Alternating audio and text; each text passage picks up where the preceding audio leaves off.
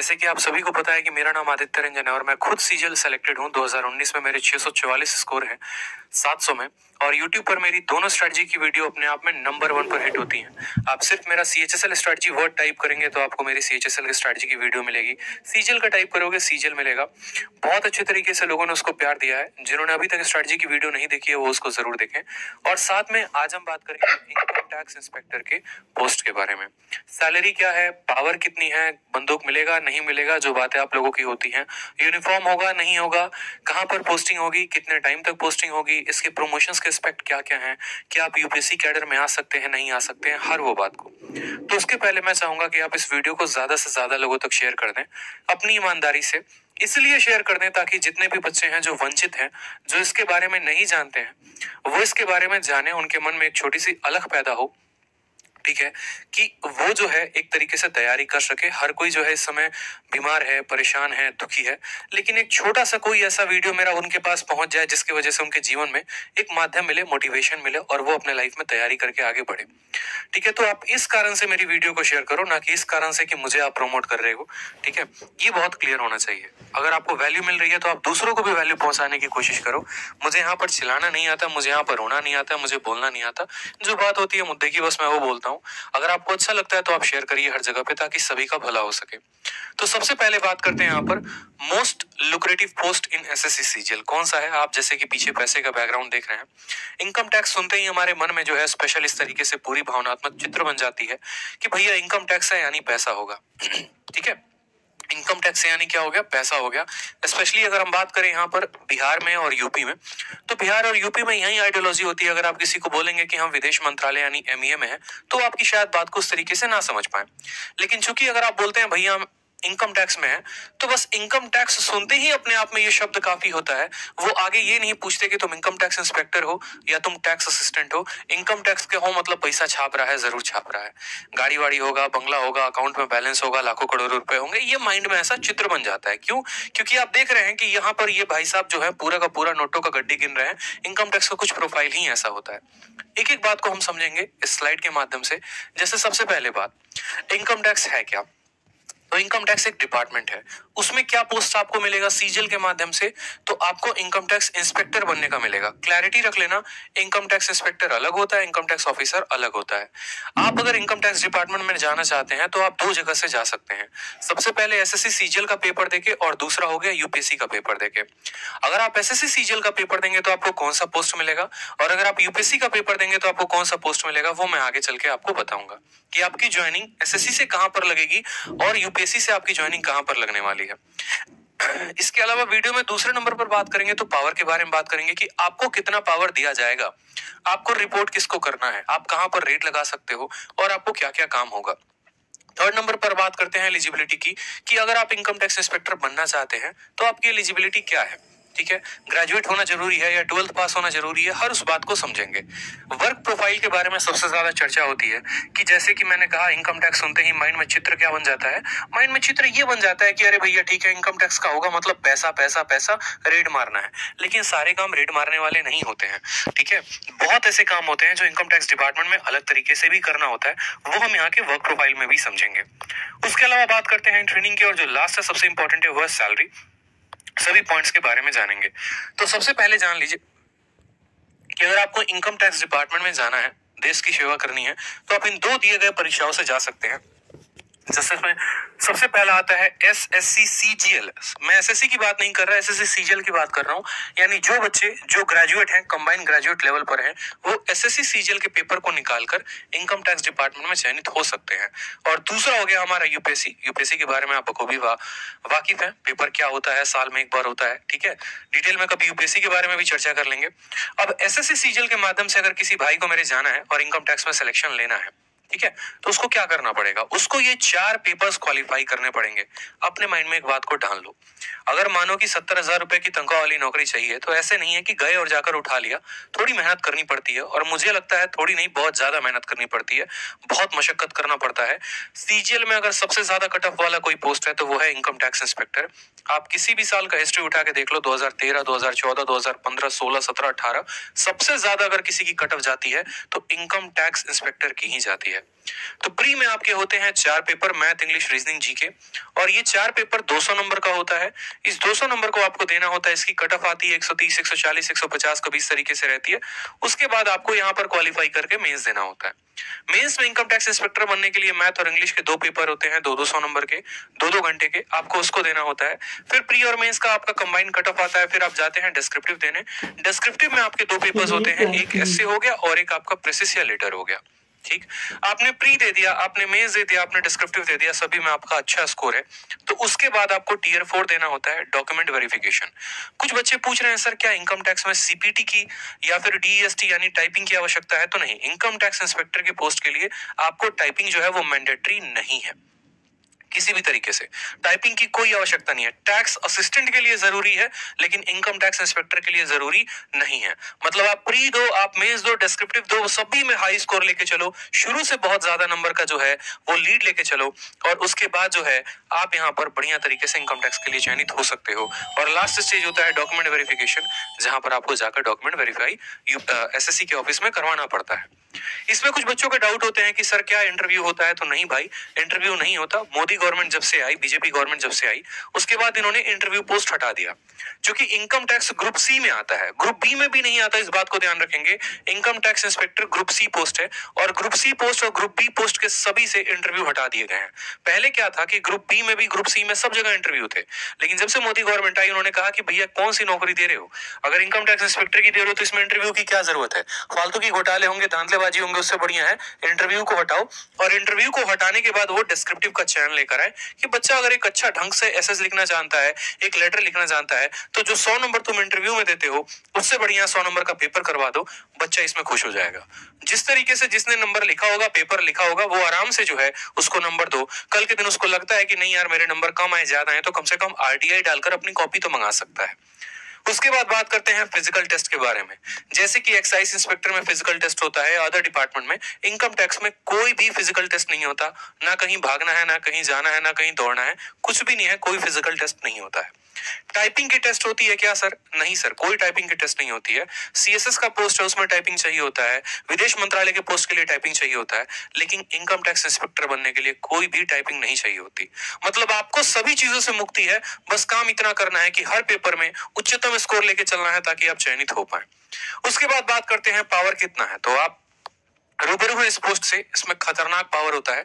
ठीक है, बहुत बढ़िया तरीके से आपको अच्छे अच्छे लेवल से दोस्ती होती है। जैसे मानो जिस दिन आपका इनकम टैक्स का रिजल्ट आएगा, तो उसी दिन आपका एक ऑटोमेटिक व्हाट्सएप ग्रुप क्रिएट हो जाएगा। ठीक है, उस व्हाट्सएप ग्रुप में भारत में जितने भी उस साल के इनकम टैक्स इंस्पेक्टर सेलेक्टेड है, वो सभी के सभी जुड़ जाएंगे। कोई कोलकाता में किसी की पोस्टिंग होगी, किसी की मुंबई में होगी, किसी की कहीं और पर, किसी अलग अलग देशों में होगा। एक तरीके से चंद पल भर के पहले, रिजल्ट आने के पहले आपके कोई दोस्त नहीं थे, और रिजल्ट आने के बाद पूरे इंडिया में सभी इनकम टैक्स इंस्पेक्टर्स जो है वो आपके फ्रेंड हो जाएंगे। जब आप डिपार्टमेंट में काम करना शुरू करेंगे तो आप सीधा रिपोर्ट करते हैं कमिश्नर को। इनकम टैक्स कमिश्नर ही डायरेक्ट आपके ट्रेनिंग में आते हैं, तो वहां से भी आपकी पहुंच जो है बहुत अच्छे अच्छे लेवल पर शुरू हो जाएगी। किसी भी डिपार्टमेंट में आपकी बहुत अच्छे तरीके से एक्सेस हो जाते हैं। कुछ पल पहले यूं समझ लो कि अगर पेपर पर भी साइन करवाना पड़ता था तो लाइन में लगे होते थे, जाकर लोगों से पूछना होता था, बात करनी होती थी, 10 घूस कहानी देनी पड़ती थी। लेकिन चंद दिनों के अंदर आप पूरे भारत में छा जाएंगे, आपकी पकड़ हर जगह पर होगी। ठीक है, यहां तक कि अगर आपके पड़ोसी को भी पता और वो करोड़पति है और उसको पता है कि इनकम टैक्स में है, तो वो भी थोड़ा संभल कर चलेगा कि भैया कहीं अगला हम पे रेड ना मरवा दे। ठीक है, इस बात से भी लोग बहुत ज्यादा डरते हैं। आपका जो नाम का आईडी कार्ड ही है ना, वो पूरे भारत में काफी है। कहीं पर भी आपकी पहचान को कराने के लिए आपको कुछ नहीं दिखाना, बस आयकर विभाग लिखा अपने आप में शब्द आज के समय में काफी है। क्योंकि आज के समय में टैक्स की चोरी हो गई, पैसे की चोरी हो गई, हर कोई करता है। सरकार से पैसे बचाने की हर किसी की नियत होती है, इस वजह से वो सबसे ज्यादा डरते हैं। ईमानदार आदमी कभी नहीं डरता, इस बात को ध्यान रखो। ठीक है, बात करते हैं पैसे के बारे में। तो बिल्कुल 2 सोर्स ऑफ इनकम है। एक तो डायरेक्ट जो आपको गवर्नमेंट देती है, हर महीने अच्छे खासे पैसे आ जाते हैं सैलरी के रूप में। और दूसरा जो इनडायरेक्ट है, जो मैं यहाँ डायरेक्टली नहीं बोल सकता बट आप समझ सकते हैं, इनडायरेक्ट माध्यम से किस तरीके से पुरानी प्रथा है, चलते आ रही है, ठीक है। करप्शन जो है वो एक पार्ट है, तो उस करप्शन के कहीं ना कहीं आप भी भागीदार होंगे अगर आप भी इनकम टैक्स में ऊपरवार लेंगे तो। खैर मैं ये नहीं बोलूंगा आपको लेना सही है या गलत है, वो आपकी चॉइस है। जैसे डॉरी सिस्टम है, दहेज प्रथा है, वो आपकी चॉइस होती है कि आप लेते हैं नहीं लेते हैं, उसमें मेरा कोई कमेंट नहीं रहेगा। लेकिन हाँ, पैसे बहुत हैं। अगर आप चाहो तो आप एक दिन में भी, जैसे मेरा एक दोस्त है, खुद है, स्टूडेंट भी है, उसने बताया कि सर हमारा 2018 से वो सिलेक्टेड है। जब वो गए पहले दिन तो उनको ट्रेनिंग में ये बोला गया, उनके जो कमिश्नर है उन्होंने आके ये बात कही कि देखो भैया बात ऐसी है कि तुम्हारे ऐसे भी दिन आएंगे जिस दिन तुम्हें पहले ही दिन इतनी पैसे ऑफर कर दिए जाएंगे जितने तुम्हारे पूरे एक महीने की सैलरी है, तो अभी थोड़ा संभल कर चलना, 2-3 महीने बाद जो है अपना देख लेना। यानी अपना देख लेना कहने का मतलब क्या हो गया कि मेरा दोस्त ये बोल रहा था कि वो कहना क्या चाह रहे हैं, कहना क्या ये चाह रहे हैं कि मतलब तुम्हें लेना है, या कहना ये चाह रहे हैं तुम्हें नहीं लेना है। तो ऐसा नहीं है, वो आपके ऊपर डिपेंड होता है। बट हाँ, पैसे हैं, अच्छे खासे पैसे हैं, पावर भी है, पैसा भी है, और सोशल स्टेटस समाज में बहुत ज्यादा है। अगर आप एसएससी सीजीएल में किसी भी पोस्ट में अगर आप लग रहे होते हैं तो सबसे ज्यादा पावरफुल जो पोस्ट है वो इनकम टैक्स की ही है, और उसके बाद दूसरा विदेश मंत्रालय है, ठीक है। थर्ड बात करते हैं एलिजिबिलिटी के बारे में। आप कैसे एलिजिबल होंगे दोस्त, आप इस इंस्पेक्टर पोस्ट के लिए कैसे अप्लाई कर सकते हैं, कैसे बन सकते हैं, क्या एलिजिबिलिटी होगी। हर कोई तो एलिजिबल नहीं हो सकता ना, ठीक है, कि जो मर्जी आया वो इनकम टैक्स इंस्पेक्टर के लिए अप्लाई करेगा बन जाएगा, ऐसा नहीं है। इनकम टैक्स इंस्पेक्टर बनने के लिए आपको ग्रेजुएट होना जरूरी है। किसी भी यूनिवर्सिटी से आपने ग्रेजुएशन किया है, चाहे आपने ऑनर्स किया है या बीटेक किया है, आप इनकम टैक्स इंस्पेक्टर के फॉर्म के लिए भर सकते हैं, सीजीएल का फॉर्म भर सकते हैं। और उम्र जो है वो 30 साल तक है, 30 साल के बाद आप नहीं भर सकते।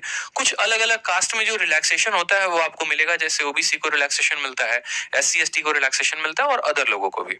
आप सभी का टारगेट जो है वो है इस वीडियो को ज्यादा से ज्यादा लोगों तक शेयर करना, क्योंकि आज जो मैं जानकारी दे रहा हूँ वो एक ऐसी जानकारी है जो आपको किताबों में नहीं मिलने वाली है, जो आपको किसी दोस्त से नहीं पता चलने वाला है। अगर पता चल रहा है तो आपको हमारी वीडियो से चल रहा है, और ये बात आप भी जानते हैं। आप जितना ज्यादा शेयर करेंगे हम उतना ज्यादा एफर्ट लगाएंगे, बढ़िया से बढ़िया कंटेंट आपको बताएंगे, सही चीजों का मार्गदर्शन करेंगे, ताकि आपका विजन क्लियर हो सके, और जो सपना है आपका बनने का, उस सपने को आप हकीकत में बदल सको।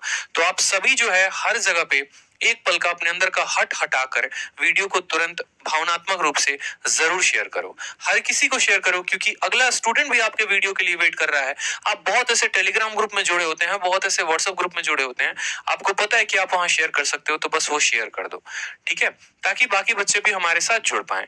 वर्क प्रोफाइल की बात करें यहाँ पर, तो चूंकि ये ग्रुप सी पोस्ट है, ग्रुप बी भी नहीं है, स्मिथ में नहीं रहेंगे, ग्रुप सी पोस्ट है, और यहाँ पर जो सैलरी है वो 4600 ग्रेड पे है। बहुत बच्चों को ये ग्रेड पे शब्द नहीं समझ में आ रहा होगा, सीधा बोलते भैया ग्रेड पे छोड़ो, हमको सैलरी बताओ कितना दोगे, 20 दोगे, 30 दोगे, 50 दोगे, 1 लाख रुपए दोगे। तो देखो, गवर्नमेंट का एक टैक्सेशन सिस्टम होता है, एक पैसे देने का सिस्टम होता है, और सिस्टम में क्या होता है, जैसे एसएससी सीजीएल की बात करोगे तो आपको 2800 ग्रेड पे की जॉब है, 4200 की है, 4400 की, 4600 की, 4800 की भी है। 4400 की नहीं है, 4200, 4600, 4800 की है। 4800 डबल ए, जिसके बारे में मैंने पिछली क्लास में बताया था, और 4600 में आपको ये सभी आ जाते हैं। 4600 की राइट नाउ जो अभी सैलरी चल रही है वो 70-80 के करीब में चल रही है, ठीक है। और वो शहर टू शहर भी डिपेंड होता है। अगर एक बंदा इनकम टैक्स इंस्पेक्टर लक्षद्वीप में है और दूसरा मुंबई में है, तो मुंबई वाले की सैलरी ज्यादा होगी, लक्षद्वीप वाले की कम होगी, क्योंकि जो एचआरए होता है, हाउस रेंट अलाउंस और डियरेंस अलाउंस जो होता है, वो वहां पर उस पर्सन को बैठे को ज्यादा मिलता है। 8%, 16%, 24% होता है। जो जितने महंगे शहर में उसकी सैलरी उतनी ज्यादा होती है महंगाई के कारण, ठीक है। बात करते हैं यहाँ पर काम करने के बारे में, तो इनको काम क्या करना होता है। 2 तरह के काम होते हैं, एक होता है असेसमेंट, दूसरा होता है नॉन असेसमेंट। असेसमेंट में अगर बात करेंगे तो जैसे ये सभी के इनकम टैक्स के रिकॉर्ड को वेरीफाई करते हैं कि भैया फलाने आदमी ने कितना भरा, फलाने आदमी ने कितना भरा, कितने कितने सैलरी इन लोगों ने भरी है, ठीक है, और कितना कितना टैक्स गवर्नमेंट को इन्होंने दिया है। इस वजह से अभी आप देख रहे होंगे कि आपके पैन कार्ड को आपके बैंक अकाउंट से लिंक किया जा रहा है, इस वजह से, ताकि गवर्नमेंट ये ट्रैक कर पाए कि आपका अकाउंट जो है, आपका पैन कार्ड कितने अकाउंट से लिंक है, आप कितना कितना पैसा किस किस अकाउंट में रखे हुए हो, आप सरकार को दे रहे हो इनकम टैक्स के रूप में पैसा या नहीं दे रहे हो। तो इन चीजों का जो वेरिफिकेशन होता है वो इनकम टैक्स डिपार्टमेंट करती है। नेक्स्ट बात करते हैं टीडीएस के क्लेम के बारे में। टीडीएस का भी क्लेम्स क्या होता है ये ध्यान रखते हैं। जैसे आपको अगर नहीं पता तो टैक्स को रिटर्न भी मंगाया जाता है।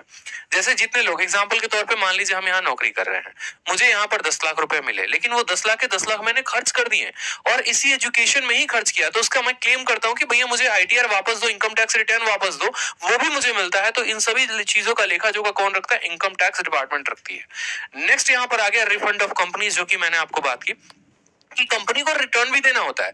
बहुत बच्चों को यही पता होता है कि यार सरकार तो सिर्फ हमसे टैक्स ही लेती है, ऐसा नहीं है। अगर मानिए कि मैंने महीने के 10 लाख रुपए कमाए और 10 लाख के 10 लाख मैंने लोगों को तनख्वाह देने के रूप में दे दिया, कि जैसे मानो 1 लाख रुपए मैंने किराया दे दिया, 1.5 लाख रुपए मैंने वर्कर्स की सैलरी दे दी, बाकी चीजों का मैंने बच्चों को भूख बांट दिया, तो क्या होगा कि जो मेरा टैक्स लग रहा है वो मुझे वापस मिल जाएगा। जो 60-70 हजार रुपए मेरे टैक्स में आएंगे वो वापस आ जाते हैं, उसके लिए मुझे आईटीआर भरना पड़ता है। तो ये सभी चीजों का भी लेखा जोखा कौन रखता है? इनकम टैक्स रखती है। इसके अलावा इंडिविजुअल लोगों पर भी जो नजर है वो हमारे इनकम टैक्स डिपार्टमेंट का काम होता है असेसमेंट के रूप में। ठीक है भाई, सभी वीडियो शेयर कर दो। मैं बार बार बता रहा हूं, अगर आप लोग को अच्छा कंटेंट चाहिए, वाकई में शब्द मेरे ज्यादा बड़े नहीं होंगे, मुझे ज्यादा चिल्लाना नहीं आता है, ज्यादा मुझे बात करनी नहीं आती है, लेकिन आप लोग को कंटेंट देना जो रेलिवेंट अप्रोप्रिएट होगा, जो जेन्युइन गाइडेंस होगी एक बड़े भाई की तरह, वो मैं जरूर करूंगा। तो हर जगह पर वीडियो शेयर कर दो। ठीक है, पोस्ट डिटेल खत्म होने के पहले 1000 लाइव चाहिए दोस्त। उसके बाद बात करते हैं नॉन असेसमेंट के बारे में। तो नॉन असेसमेंट में आपका सबसे इंपॉर्टेंट आ जाता है रेड। रेड मारने के लिए सबसे ज्यादा आप एक तरीके से ऐसे समझो कि आपके मन में सबसे उत्सुकता होती है। ये तो सभी काम होते हैं जो डेस्क जॉब होते हैं, जो आप अपने ऑफिस में कर रहे होते हैं, इसके लिए कहीं पर आपको जाने की आवश्यकता नहीं है। लेकिन हाँ, इसमें एक फील्ड जॉब होता है, वो है आपका रेड। ठीक है, जैसे आपने एनालाइज कर लिया, आपने पूरा का पूरा एकदम अपना जाल बिछा लिया, जैसे अभी कोई पीयूष जैन या आयुष जैन जो भी थे कानपुर में, पूरा का पूरा अपना डिपार्टमेंट सोच समझ के रहती है कि हाँ भैया इसके पास इतने की वेल्थ होगी, ऐसा होगा, इस तरीके से इसने कमाया होगा, चलो इसके ऊपर जो है बढ़िया से रेड मारते हैं। ऐसा नहीं कि आज मन बनाए उनके ऊपर रेड मारना है तो चले जाएंगे। पूरी एक असेसमेंट होती है, वारंट निकलता है, उस वारंट के तहत आपका पूरा का पूरा एक ऊपर से लेके नीचे तक हर ऑफिसर के सिग्नेचर्स होते हैं उसके अंदर। ठीक है, और आपको पूरा अधिकार दिया जाता है, तब आप वहां से जाते हैं वारंट लेकर और आप वहां पर रेड मारते हैं। और रेड सिर्फ 1 घंटे 2 घंटे की नहीं होती है मेरे भाई। जब तक अगले के पूरे पैसे तुमने वसूल नहीं कर लिए ना, तब तक उसके घर पे रेड पड़ी होती है। दीवारें तोड़ दी जाएंगी, पाइप तोड़ दिया जाएगा, जहां से हो सके वहां से पैसे निकाले जाएंगे, phone, tap lines, everything cut out हो जाता है और बढ़िया तरीके की रेड चल रही होती है। इसीलिए कहा जाता है यही रेड में अगर मानो आपने 1000 करोड़ का रेड मारा, तो अगला बंदा जो है कहीं ना कहीं उसका 10% 20% तो आपको ऑफर कर ही देता है कि सर इतना ले लीजिए और बाकी पैसा छोड़ दीजिए। तो आपको पता है कि अगर 100 करोड़ का 10% आपको ऑफर हो रहा है, तो आप खुद समझदार है, कैलकुलेट करने के लिए इतना मैथ तो आप पढ़ते ही हैं कि आपको एक दिन में कितना रुपया मिल गया। ठीक है, बट अब ऐसा नहीं होता है, इतनी बातें नहीं देखी जाती हैं, वो आप डिपार्टमेंट में जाओगे तो आपको पता चल जाएगा। नेक्स्ट बात करते हैं सैलरी के बारे में। तो जो यहाँ पर सैलरी है वो कम से कम राइट ना, वो भी 70-72 हजार से ऊपर की है। ठीक है, और यहाँ पर आपको एक और बात बताऊं तो पूरे सीजीएल में 2 ही पोस्ट हैं जो आपको पेट्रोल बिल देते हैं और मोबाइल बिल देते हैं। वो आपका एक हो गया इनकम टैक्स इंस्पेक्टर और एक के बारे में मैंने बता रखा है। ठीक है, पेट्रोल बिल क्यों दिया जाता है? क्योंकि अगर आप पहले की बात करोगे, आज से 10-15 साल पहले, तो हर किसी के पास बाइक नहीं थी, हर किसी के पास जो है वो कार नहीं थी, और अलग अलग दफ्तरों में जाकर अलग अलग काम कराने होते थे। तो सरकार उस समय आपको ट्रैवलिंग का अलाउंस देती थी, वो पेट्रोल बिल के नाम पे। कि आप जा रहे हैं तो महीने का आपका 30 लीटर फिक्स कर दिया गया है और 30 लीटर का आपको पैसा दिया जाएगा। तो राइट नाउ अभी 2500-2600 रुपए जो है वो सैलरी के अलावा पेट्रोल बिल पे अलग मिलते हैं। और मोबाइल डेटा भी बहुत सस्ता हो गया है, बट अभी भी मोबाइल बिल जो है आपको मिलता है। और इसके अलावा आपको एचआरए भी मिलता है, यानी जो आप रहते हैं जिस शहर में, आपका जो किराया आता है वो भी आपको दिया जाता है। अब जो सबसे इंपॉर्टेंट है मेरे दोस्त ना, वो ये है प्रमोशन। इस बात को ध्यान रखो, हमेशा अपने माइंड में इस बात को फिट कर लो। आप जैसे ये बात सोचते हो ना कि यार इनकम टैक्स इंस्पेक्टर के रूप में लगे तो आजीवन इनकम टैक्स इंस्पेक्टर ही रहेंगे, ऐसा नहीं है। ठीक है, आप जिस तरीके से सरकार को अपनी सेवाएं देते रहते हैं, उनको भी इस बात का ध्यान होता है कि अगला हमारे लिए बहुत मेहनत कर रहा है, तो इसका भी ध्यान रखा जाए। और उसी तरीके से आपका यहाँ पर प्रमोशन भी चल रहा होता है। सबसे पहले बात करें यहाँ पर तो टैक्स असिस्टेंट, ये भी सीजीएल के पोस्ट से ही कोई लगता है। ठीक है, उसके बाद सीनियर टैक्स असिस्टेंट। अब देखो सीजीएल में क्या होता है कि आप ऐसे समझो, मानो 700 का पेपर हुआ, तो 700 में मैं अगर आपको ये बोलूं तो 650 जाती है इनकम टैक्स की कट ऑफ, और मानो 600 जाती है आपको टैक्स असिस्टेंट की कट ऑफ। यानी मेरे 2 दोस्त हैं, राम है और श्याम है, दोनों ने ऐसे सीजीएल की तैयारी की, दोनों ने पेपर को दिया, राम के नंबर 600 आए और श्याम के नंबर 650 आए। कट ऑफ गई 650, तो श्याम जो है हमारा इनकम टैक्स इंस्पेक्टर बन गया और राम उसी एसएससी सीजीएल पोस्ट से बेचारा टैक्स असिस्टेंट बन गया। तो क्या कभी राम इनकम टैक्स इंस्पेक्टर बन पाएगा? तो जी हाँ, बिल्कुल बन पाएगा। एसएससी सीजीएल में जो बंदा टैक्स असिस्टेंट लगता है, 3 सालों के बाद क्या होता है कि उसका प्रमोशन सीनियर टैक्स असिस्टेंट में लग जाता है। इसकी सैलरी कम है, पावर कम है, सब कुछ है। इसको टाइपिंग का भी टेस्ट देना पड़ता है। 3 सालों के बाद ये सीनियर टैक्स असिस्टेंट बनता है। फिर उसके 3 सालों के बाद ये इनकम टैक्स इंस्पेक्टर बन जाता है। क्यों भैया? क्योंकि इसकी कट ऑफ कम थी, ये कम नंबर लेकर आया था। लेकिन वहीं पर जो हमारा श्याम है, उसके नंबर ज्यादा थे, 700 में 650 थे और कट ऑफ कितनी गई थी? 650। तो ये बंदा डायरेक्ट जो है यहाँ पर सीधा का सीधा इनकम टैक्स इंस्पेक्टर लगता है। अब इनकम टैक्स इंस्पेक्टर ये बंदा लग चुका है। जैसे मानो मेरा जो है रिजल्ट आया, मैं इनकम टैक्स इंस्पेक्टर बन गया, तो उसके बाद क्या होगा? 6 से 10 साल तक लग जाते हैं इनकम टैक्स ऑफिसर बनने में। और बच्चों को ये दोनों बारे में इंफॉर्मेशन ही नहीं होता है। वो समझते हैं इनकम टैक्स इंस्पेक्टर और इनकम टैक्स ऑफिसर दोनों सेम है। बहुत लोग तो अपने कमरे में आईटीओ लिख दी।